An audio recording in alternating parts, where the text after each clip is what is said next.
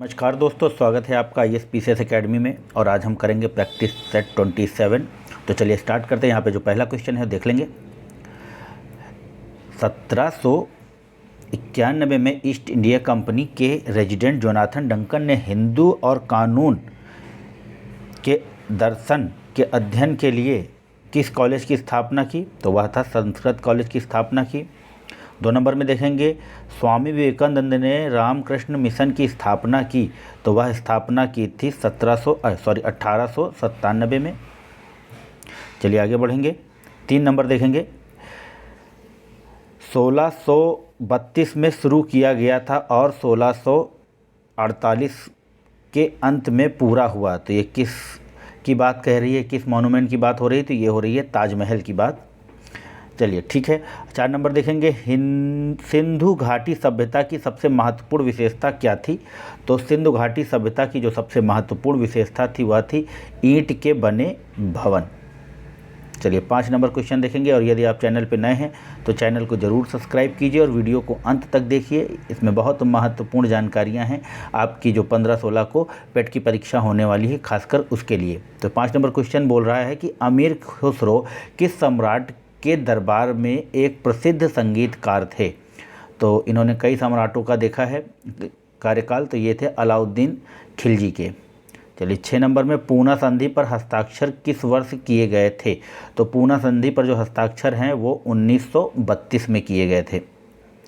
7 number में जाएंगे देखो, और जहाँ पर क्वेश्चन पूछ रहा है कि स्वतंत्र भारत के पहले भारतीय गवर्नर जनरल का नाम था। तो वो था सी राजगोपालचारी। ये क्वेश्चन बहुत बार मैं करा चुका हूँ, आपको याद होगा। और यदि आप इसको सॉल्व करते हैं तो अपने स्कोर को कमेंट बॉक्स में ज़रूर बताएं। निम्न में से कौन हिंदुस्तान सोशलिस्ट रिपब्लिक एसोसिएशन का सदस्य नहीं था? तो इसमें जो सदस्य नहीं था 8 नंबर में, नाना साहब इसके सदस्य नहीं थे। 9 नंबर क्वेश्चन क्या बोल रहा है देखते हैं यहाँ पर। कैबिनेट मिशन जिसने वर्ष 1946 में एक कैबिनेट मिशन योजना तैयार की थी, इसमें निम्नलिखित गणमान्य व्यक्तियों में से कौन शामिल थे? तो इसमें कौन से शामिल थे? 9 नंबर में सर पैथिक लॉरेंस, इनके द्वारा तैयार किया गया था। 10 नंबर देखेंगे दोस्तों, किस स्वतंत्रता सेनानी ने महात्मा गांधी को पहली बार राष्ट्रपिता कहकर संबोधित किया था? तो वो थे आपके सुभाष चंद्र बोस जी। 11 नंबर, भारत में सर्दियों के दौरान से आने वाली हवाएं शीतलहर का कारण बनती हैं। तो कहाँ से आने वाली? तो ये हिमालय से आने वाली। चलिए 12 नंबर देखेंगे, निम्नलिखित भारतीय राज्य केंद्र शासित प्रदेशों में से किसमें केसर की खेती की जाती है? तो वो की जाती है जम्मू और कश्मीर में। बांग्लादेश की थली सीमा किसके साथ है? तो बांग्लादेश की जो थली सीमा है वो आप देख लेंगे, भारत और म्यांमार इन दोनों के साथ में है। 14 नंबर क्वेश्चन पूछ रहा है कि निम्न में से कौन सी एक अंतर्देशीय जल निकासी के साथ एक नदी नहीं है? तो 14 नंबर है आपका सरस्वती। अब सरस्वती आप जानते हैं कि ये विलुप्त हो चुकी है और इसके साक्ष्य अरावली के पर्वतों के आसपास पाए गए हैं। चलिए 15 नंबर देखेंगे, भारत के किस राज्य में चांदी प्रचुर मात्रा में पाई जाती है? तो चांदी जो है वो पाई जाती है आपके राजस्थान में। और चलिए 16 नंबर देखेंगे, मध्याह्न भोजन योजना के अंतर्गत विद्यालय स्तर पर बच्चों के न्यून भार की प्रतिशतता का आकलन किस आवृत्ति पर किया जाना चाहिए? तो जो वह आवृत्ति है वह है अर्धवार्षिक। 17 नंबर क्वेश्चन देखेंगे, भारत द्वारा निर्मित की जाने वाली शीर्ष 5 वस्तुओं में से कौन 2 कृषि उत्पाद हैं? तो जो कृषि उत्पाद हैं वो है चावल और चीनी। 18 नंबर, किस संपत्ति का ह्रास नहीं लगाया जाता? तो जो किस पे ह्रास नहीं लगाया था? चालान पर, माल पर ह्रास नहीं लगाया जाता।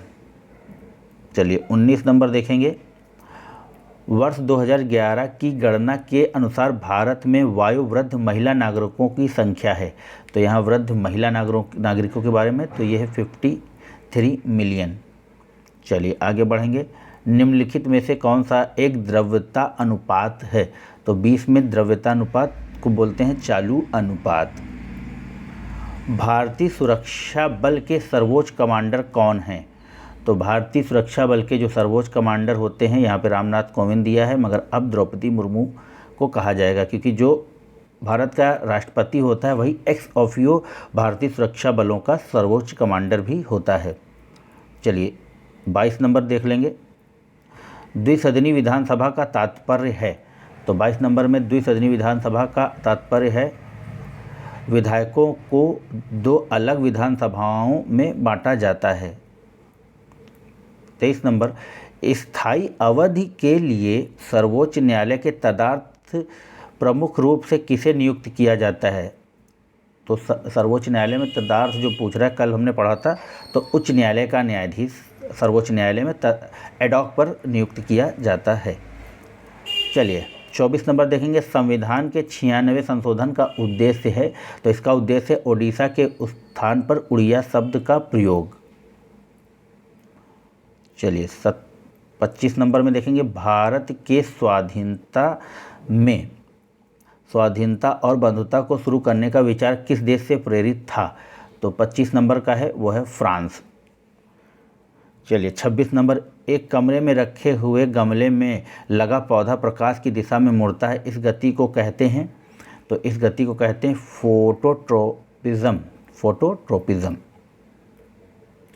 चलिए 28 नंबर क्वेश्चन देखेंगे। तनु HCl के साथ अभिक्रिया नहीं करता, तो क्या नहीं करता? Cu। निम्न में से कौन सा दुर्बल अम्ल है? तो 29 नंबर में दुर्बल अम्ल है एसिटिक अम्ल।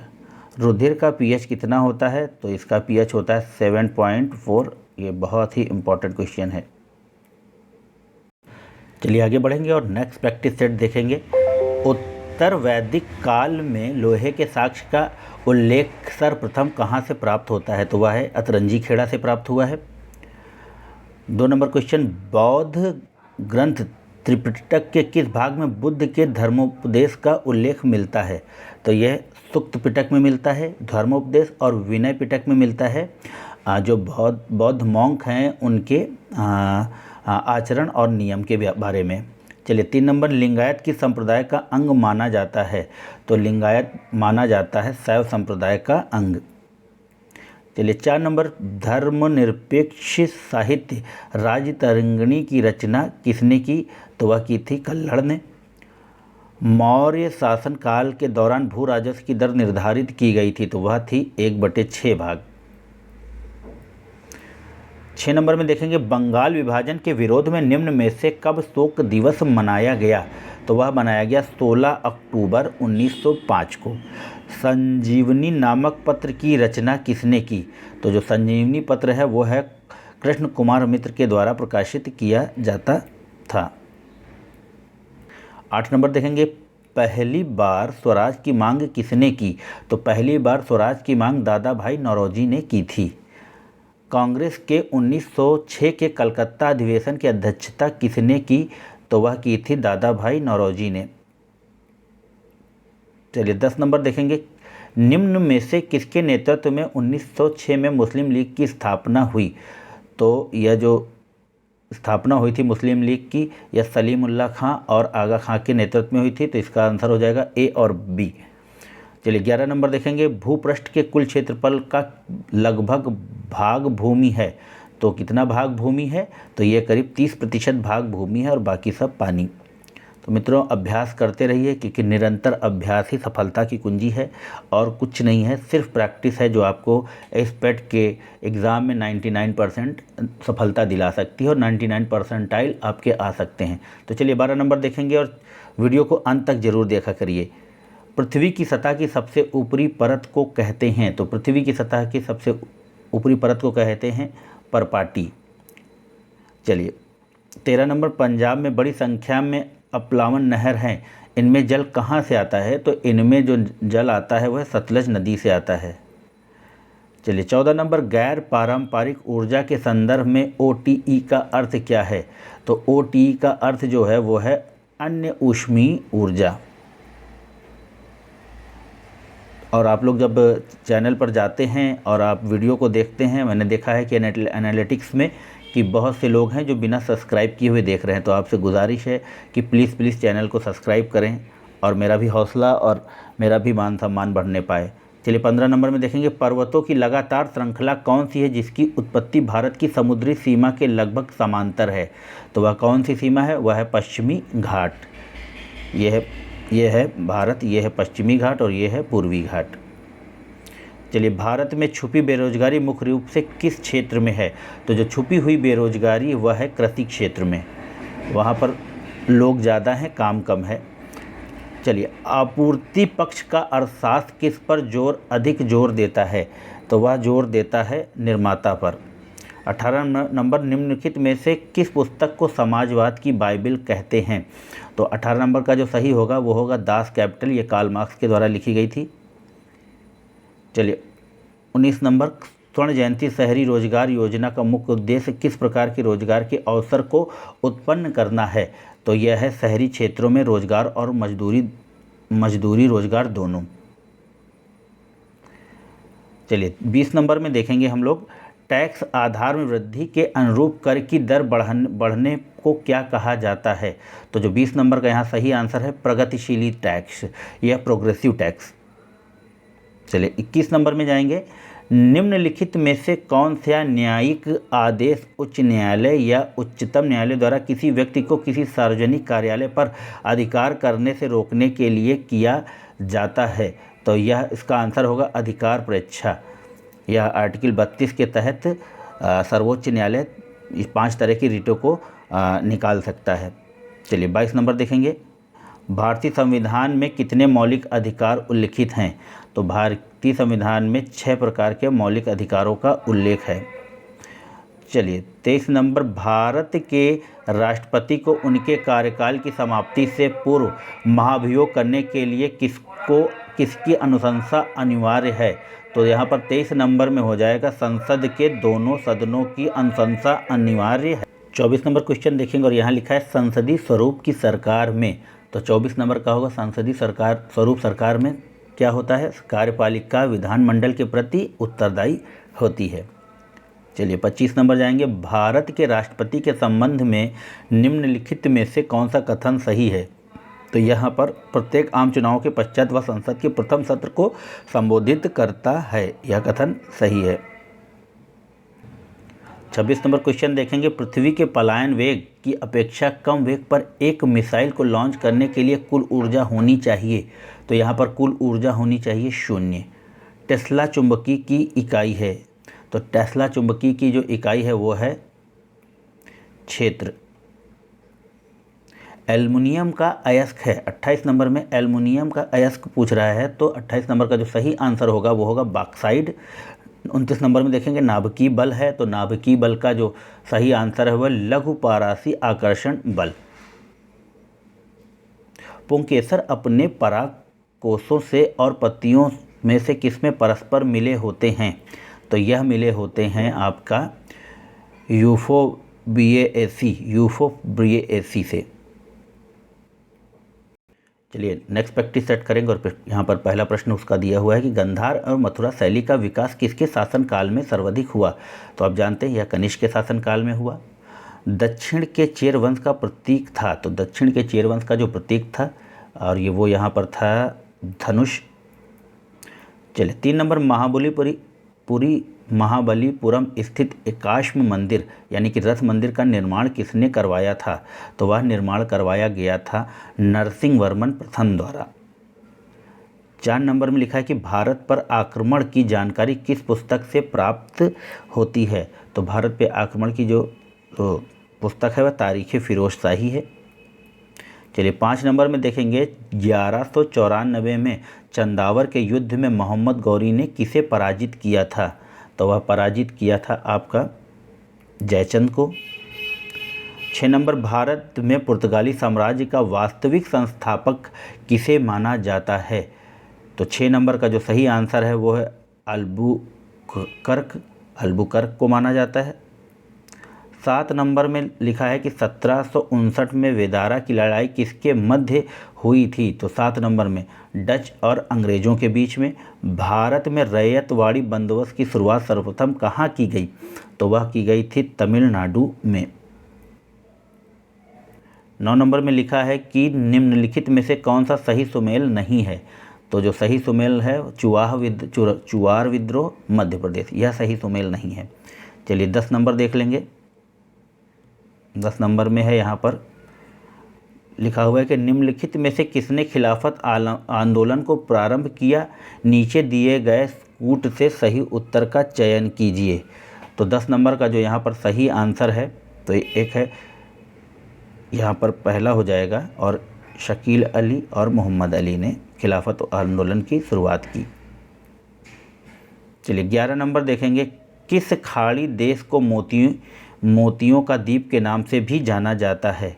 तो वह कौन सा देश है? तो वह है बहरीन। बहरीन को मोतियों का द्वीप भी कहा जाता है।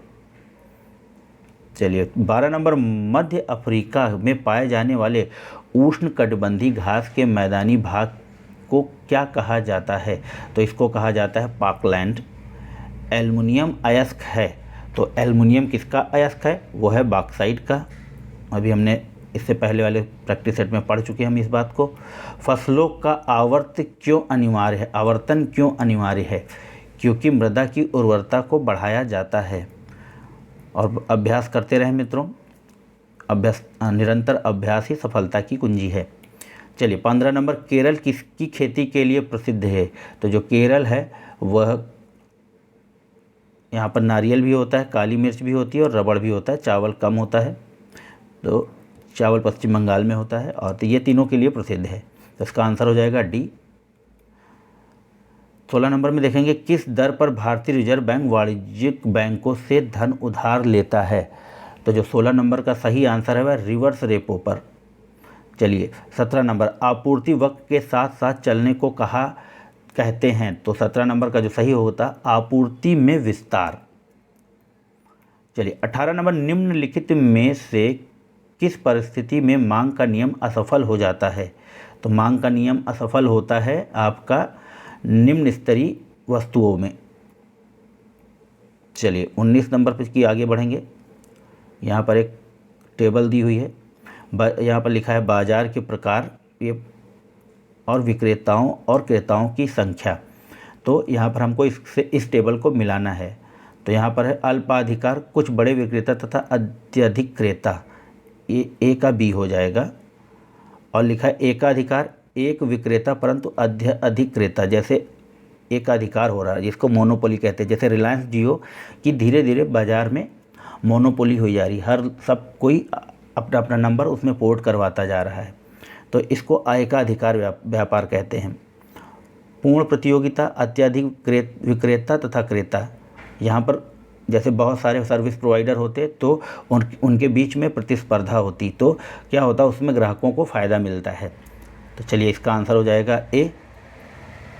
चलिए 20 नंबर में देखेंगे, वक्र बाजार में सभी उपभोक्ताओं की मांग को वस्तु की कीमत के विभिन्न स्तरों पर समग्र दृष्टि से देखकर मांग को प्रदर्शित करता है।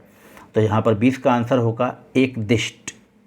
21 नंबर में देखेंगे, निम्नलिखित में से कौन राष्ट्रीय विकास परिषद का सदस्य नहीं है? तो वह सदस्य नहीं, भारत का राष्ट्रपति राष्ट्रीय विकास परिषद का सदस्य नहीं होता। 22 नंबर में लिखा है कि लोकसभा अध्यक्ष अपना त्यागपत्र किसको संबोधित करते हुए देते हैं? तो वो लोकसभा के उपाध्यक्ष को अपना त्यागपत्र देते हैं। भारत के उच्चतम न्यायालय के निम्नलिखित में से क्या सही है? तो उनके बारे में क्या सही है? तो ये सभी हैं। उच्चतम न्यायालय जो है संघीय न्यायालय है, अपीलीय न्यायालय है, संविधान का रक्षक है, यह तीनों है। 24 नंबर, एक तंत्र का अर्थ है? तो 24 नंबर में है मात्र एक व्यक्ति द्वारा निरंकुश शासन, इसका आंसर हो जाएगा डी। स्वतंत्रवाद किसका घोतक है? स्वायत्तंत्रवाद। तो स्वायत्तंत्रवाद जो घोतक है वह है सामाजिक, राजनीतिक, आर्थिक पहलुओं की स्वतंत्रता, इसका हो जाएगा डी। वह मीटर जो वाहन द्वारा तय गई दूरी को मापता है उसे कहते हैं? तो उसे क्या कहा जाता है? पथमापी।